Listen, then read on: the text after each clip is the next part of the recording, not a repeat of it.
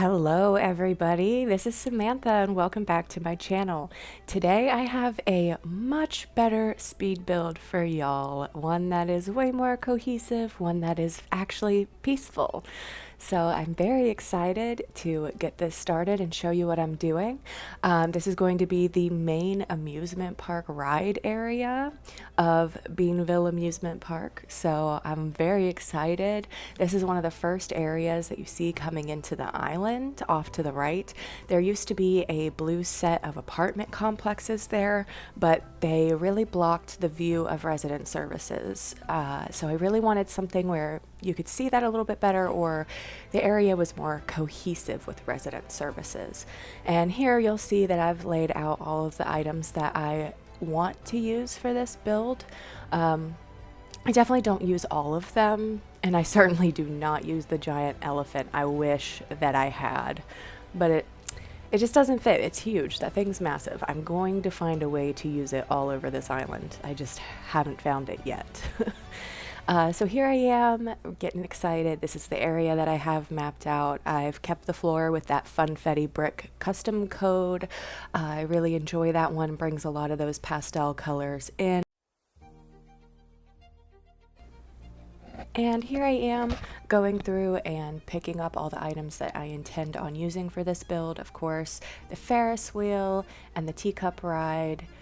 I was really excited when the 2.0 came out because, you know, everybody had some sort of carousel or Ferris wheel build on their island, you know, and I still have a Ferris wheel standee custom code that I do still plan on using because it's just amazing what these creators were able to come up with when, you know, we lacked the resources. And now that we have the resources, I still think that it's really interesting to bring those old builds and incorporate those into the newer ones. So with this being a primary amusement park themed island, I feel like I'm going to have a lot of opportunities to bring in some of those old style pre-structural builds from Animal Crossing that we all know and love.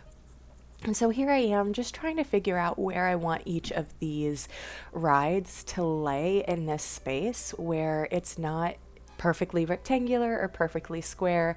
It was very difficult for me to maneuver, and with it being also a diagonal path to the left, that was also something that I really struggled with. But everything had already been mapped out and I wasn't going to change anything like I did last time. I was going with what I had, and when I got everything lined up, this is kind of where I really started to have a vision for this area. And even though I didn't keep the carousel up in that top left corner, I started to be able to see everything a little bit better. I knew that I wanted that Ferris wheel in the top right corner. I knew I wanted that carousel enough away from the one that you kind of see hidden back behind resident services, just for, you know, consistency, just to keep them far enough away that it doesn't, you know, look like a bunch of the same item is being used. So here I am, still a wee bit confused as to what I'm doing, but I decided to start grabbing some items that I know I want to use for this build and see where I want to place them, and then going from there. So I don't even think I ended up using the cinema roll parasols for this build. I might go back and add them in if there's space anywhere, because they're very, very beautiful, and I like how they're a lot smaller than the festival parasols, but the festival ones are just, oh, they're immaculate. They're kind of crooked, which gives it a nice something else. And then of course they match the garland, and I'm going to use a garland pretty much right in this area, so it works out nicely. I wanted to take the plaza benches because those are beautiful. And I kind of wanted them to be back to back. That way they didn't take up a lot of space, but there was still lots of seating there, because I really want my villagers to hang out in this area, because a lot of them are going to fit the vibe so well that I want to see them, and I want those pictures, of course. And so here I stuck the garland in between the two to give it a little something extra. And the more that I do this island, the more that I know that this is going to have to be set at night or, sunset, probably sunset, given that it's predominantly pink, even with the sakura trees. I think that the sunset would give it something. It would just really bring out those pinks, and the lights would hopefully be lit up at that time of day. And there's just so many lights on this island, something that I really haven't had before. I've had the occasional mushroom lamp and street lights, of course, but this is the most over-the-top lighting that I've had on any of my islands. So I really, really want to make sure that I emphasize that. And so what I'm wanting to do here with these plain party lights is kind of give it a border between this area and the road, but give it something that has those extra lights. The pink variation of this is just so lovely and really matches with all these lighting options with the garland and the rides, and the plaza clocks are even have lighting. It just all flows really well together, and I just feel like those lights in the background are going to kind of give it a vibe like a very festival vibe. Everything has those pretty garland lights at the top of the tents and things like that. So that's kind of what I'm going for here. And here I'm struggling getting the benches in the right place. I kind of wanted them centered in some way, even if it's not centered in the path. It is center in front of that garland entrance, and so that kind of appealed to my eyes there, which is kind of why I left it there. And this is the final area for the Ferris wheel. It stays in that spot, and now here I am grabbing some other things that I know I want to decorate with. The duck game, which I know they don't call it this in the game, but it's actually called the duck shoot game, at least where I'm from. That's what everybody refers to it as. So it's kind of a little morbid if you have duck villagers, which I do. Right now I have Molly. Molly, oof. Oh, that still frightened me. My God. Okay, so I took down that carousel and Puddles was back there, and goodness, clearly she gave me a fright. Like I was saying, I have Molly right now, but I'm going to replace Molly with Freckles, of course, because she's pink and I love Freckles. I had her on one of my last islands, and I eventually did get rid of her right at the end of my spring island. I replaced her with Lyman because he was green and my island was very natural, and it was a castle like a natural castle core kind of situation, I would say. And so the green on Lyman really worked with my other villagers. I had Sasha, who was also green.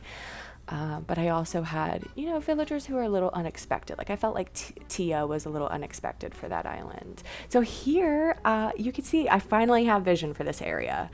That back line with the clocks and the duck shoot games, those stay as is. That area is done, which is perfect. I don't like using a lot of duplicate items, but for the game stands, it really worked here. And, I had the benches in twos and multiples of the string lights, so I thought that it would work and it wouldn't be too, I don't know, repetitive. I think that I psych myself about repetitiveness more than anything else. But here I am still trying to figure out those benches. I know that I want to have the rides kind of organically placed, but I still want to make sure that I can get through all the areas. And Flurry modeled that perfectly. She can get right through that area, which is exactly what I wanted. And here I am adding some city elements like the watering fountain. I thought that was a great addition.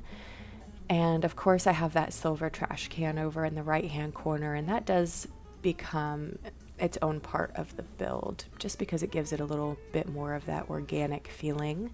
Here I am adding some of the plaza balloon items, what exactly is that called? Balloon wagon. Okay, that's what it's called. I really wanted to use these because they are full balloons. Like, look how many balloons are in that wagon. It's amazing. You know, all the other balloons that we have in this game are either, you know, one, like the moss balloon and the balloons that you get from Red, and then you have the bunny day balloons, but even those are only in threes. So I really like how full these ones are. It really fills up that space. And that's something I really needed here. As much as I have going on here, there is a lot of that Funfetti Brick coming out. So I wanted to make sure that it still flowed without the brick being just too abrasive and in your face. And so here I am, super excited that, you know, I figured this area out, but I knew that it wasn't quite done yet. So I went in and I got some hedges, and I just kind of want to make this feel like a part of the island, like it's a part of the city. So I needed to separate off this area from the road area to really give it that, you know, entrance feeling like its own area. And this is kind of a specialty of mine, doing the two hedges and then another fence between. I really like that look. I don't know if I saw somebody do it and then I was immediately like, oh yes, and then I just have never stopped using it because it's all over my spring island I've spoken of previously as well. So here I am doing it again. I really like that park fencing because I'm having a lot of pinks and blues on this island, and that fence has both, best of both worlds. And so here I am just placing the park fence, and the crosswalk signals are now placed in the street lamp, so everything looks like it's really a part of the city right now. And it's just, I love that angle. Look at that. It's so lovely to look at. And here I am, of course, finally placing that garbage bin, and I liked the metal. It gave it more of that look that kind of matched the road path. And here's Cookie modeling the area. She is another one of those ones that's just going to look insanely beautiful in this area. And so I'm so glad that my villagers are really starting to come together because they all look so beautiful. And yeah, here's the final product. It's gorgeous. Thank you so much for watching. If you enjoyed this, subscribe, come back for more, and I can't wait to share my next video with y'all.